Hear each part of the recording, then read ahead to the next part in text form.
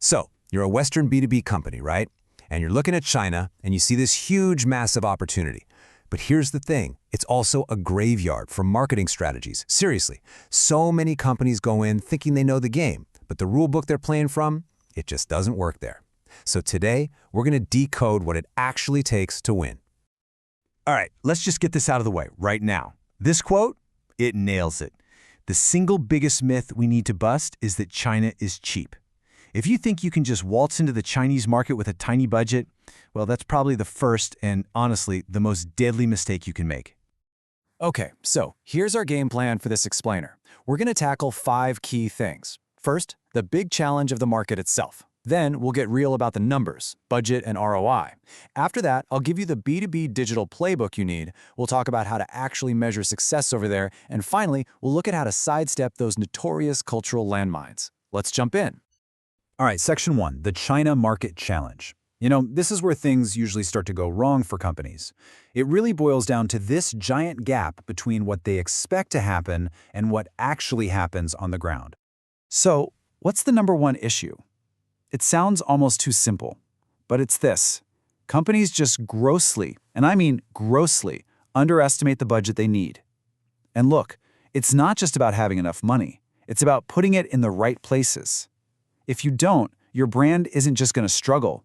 It's going to be a ghost, totally invisible. You won't get any traction at all in what is an unbelievably crowded market. And this is why those Western expectations just completely fall apart in China. You see companies trying to apply their US or European KPIs to this market, and it's like trying to fit a square peg in a round hole. They go in thinking, oh, costs will be low, rewards will be high. But the reality, it's the exact opposite. China is a hyper-competitive, super expensive market. You have to understand that your ROI, especially at the beginning, is probably going to be lower than what you're used to back home. You're investing more just to get your foot in the door. Okay, so this brings us to the million-dollar question. Or maybe the multi-million-dollar question. What does it really cost? Let's stop talking in hypotheticals and look at some actual hard numbers. You want something concrete? Here you go. A single, I repeat, single post from a top-tier influencer, what they call a key opinion leader or KOL in China, can set you back over 50 grand. Yeah, $50,000. If that one number doesn't completely reset your expectations about low-cost China, I don't know what will. So what's a realistic budget look like then? Well, take a look at this table. These are some ballpark yearly figures. And you can see, even if you're a very small company, you're still looking at a minimum of 25 grand, probably closer to 100. And for a medium-sized B2B player, you're in the $300,000 to $1 million a year range. That's what it takes to have a serious, comprehensive digital game plan. And where does all that cash go? It's not just one thing. This is a pretty typical breakdown for a mid-sized company. You see about 30% goes to social media and creating great content.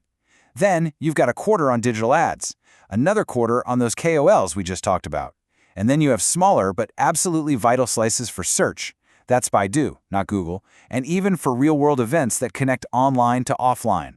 This really brings us to a fork in the road, a huge strategic choice you have to make. On one hand, you can just throw all your money at paying for traffic. It's a treadmill, right? Super expensive, and the second you stop paying, it's gone.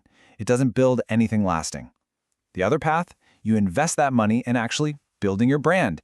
Now, this is the long game. This is what brings your customer acquisition cost down over time and pushes your customer lifetime value up. It's the only way to build something that actually lasts. Okay, so enough about the problems. Let's talk solutions. Here's your B2B digital playbook for China. And the first rule is, forget everything you know. Seriously, the tools you use every day in the West, they're irrelevant. You need a whole new toolkit. Think about it. No Google, no Facebook, no Twitter, no YouTube. They're all blocked.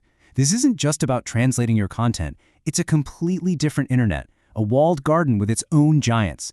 And for a B2B marketer, that means your whole digital strategy has to be rebuilt from the ground up.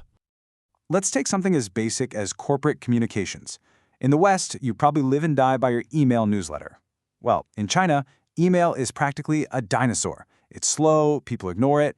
The absolute essential, non-negotiable tool is your WeChat official account. This is your command center. It's how you generate leads, manage relationships, everything. And it's all happening inside the one app everyone uses for everything. Okay, so how do potential clients find you? Well, you can forget about Google SEO. It's all about Baidu. It's the king of search there. But here's the catch. Baidu SEO is a totally different beast. The search results are packed with Baidu's own stuff, its own forums, its own Wikipedia-like pages. So just getting your own website to show up organically is a whole new kind of challenge. And what about showing you're an expert in your field, right? Thought leadership. In the West, you might be on LinkedIn, maybe answer questions on Quora. In China, the go-to platform for this is called Jihu. Think of it as a much more serious, high-credibility version of Quora. It's where the smart, educated, professional crowd hangs out looking for real answers. If you're in B2B, you have to be there. It's how you build trust. So you've got your budget sorted, you're using the right platforms, but how do you actually know if any of it is working? This is where measurement comes in. And spoiler alert, it's not what you think. I want you to seriously ask yourself this question. Are your Western KPIs working in China? Because I can almost guarantee you, if you've just copied and pasted your global dashboard, you are looking at the wrong numbers. You're flying blind. Let me give you a perfect example. A classic Western KPI is email newsletter open rates, right? In China, that metric is completely useless. It tells you nothing. What you should be obsessing over is your engaged WeChat followers. I'm not talking about just a vanity number of followers. I mean, how many people are actually liking your posts, sharing them, commenting. That's what shows you the real health of your community. So what should you be tracking? Well, for starters, web traffic has to be measured with Baidu Tongji because Google Analytics is blocked. You need to be looking at conversion rates inside your WeChat mini programs. These are like little apps within WeChat where you can do all sorts of things. QR code scans are huge. They're the bridge between the physical and digital worlds. And you absolutely have to track peer recommendations and even actual sales happening through WeChat Pay. These give you a direct view of what's really happening. All right, our final section. Let's talk about the quickest way to set fire to your entire marketing budget, cultural landmines. These aren't small oopsies. They can be catastrophic. Let's cover 3 of the biggest mistakes you have to avoid. Number 1. Just completely misreading the culture. A classic example is Burberry's Chinese New Year ad. It was supposed to be a family portrait, but everyone looked, well, miserable. It looked more like a horror movie poster. That's not exactly the joyful vibe you want for the biggest holiday of the year. Number 2. Lazy, literal translations. You've probably heard the Pepsi story. Their slogan, "Come alive with the Pepsi generation," was rumored to have been translated as, "Pepsi brings your ancestors back from the grave." Yikes. And number 3, falling back on cringy stereotypes. Dolce & Gabbana's ad with a Chinese model struggling to eat pizza with chopsticks was seen as condescending and just plain offensive. It created a massive backlash that nearly tanked their entire business there. So yeah, these are brand killers. And this quote right here, it really ties everything together. The budget, the digital tools, avoiding cultural blunders. What's it all for? It's all in service of one thing, building a powerful brand. Because at the end of the day, a great brand is what makes everything else cheaper and more effective. It lowers your acquisition costs, it improves your lifetime value. Branding is the engine. So I want to leave you with this final thought. It's easy to spend your budget buying traffic. You can pour millions into getting clicks and short-term attention in China. But you have to ask yourself, is that money building a brand? Is it building an asset that will grow and pay dividends for years to come?